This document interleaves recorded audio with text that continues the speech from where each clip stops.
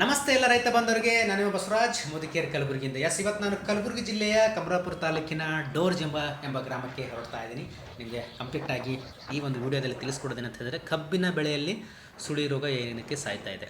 ತುಂಬ ಒಂದು ನೀರಿನ ತೇವಾಂಶಕ್ಕೆ ಆಗಬಹುದು, ಆ್ಯಂಡ್ ಅತಿಯಾಗಿ ರೈತರು ತುಂಬ ನೀರಿದೆ ಅಂತ ಹೇಳಿ ಹೆಚ್ಚು ಬಿಡ್ತಾ ಇರ್ತಾರೆ, ಆ ಕಾರಣವೂ ಆಗುತ್ತೆ. ಹಾಗಾಗಿ 2 ಎಕರೆದಲ್ಲಿ ತುಂಬ ಸುಳಿ ರೋಗ ಕಾಣಿಸ್ಕೊಂಡಿತ್ತು. ಹಾಗೆ ಸಂಪೂರ್ಣ ಅವರಿಗೆ ಯಾವ ರೀತಿ ಅದನ್ನು ಬಗೆಹರಿಸ್ಕೊಳ್ಬೇಕನ್ನೋದು ಸಂಪೂರ್ಣ ಮಾಹಿತಿ ಕೊಟ್ಟು ಆ್ಯಂಡ್ ಅಲ್ಲಿ ಕಂಪ್ಲೀಟಾಗಿ ಅವರ ಒಂದು ಕಬ್ಬಿನ ಬೆಳೆ ವೀಕ್ಷಣೆ ಮಾಡಲಾಯಿತು. ಅದಾದ ನಂತರ ನಾನು ನೆಕ್ಸ್ಟ್ ಬಂದಿರೋಂಥದ್ದು ಈರಣ್ಣ ಸರ್ ಅವರ ಒಂದು ಸೋಯಾಬೀನ್ ಮತ್ತು ಹೆಸರು ಬೆಳೆ ಇದೆ.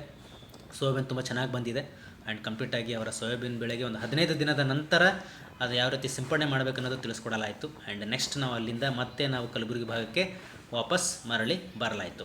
ಹೆಚ್ಚಿನ ಮಾಹಿತಿಗಾಗಿ ನಾನು ಸಂಪರ್ಕಿಸಿ ಆ್ಯಂಡ್ ಕಡಿಮೆ ಖರ್ಚಿನಲ್ಲಿ ಹೆಚ್ಚಿನ ಒಂದು ಇಳುವರಿ ತೆಗೆಯೋಕ್ಕೆ ನಿಮಗೆ ಸಾಧ್ಯ ಆಗುತ್ತೆ ಅಂತ ಹೇಳ್ತಾ, wish you all the best. Thank you.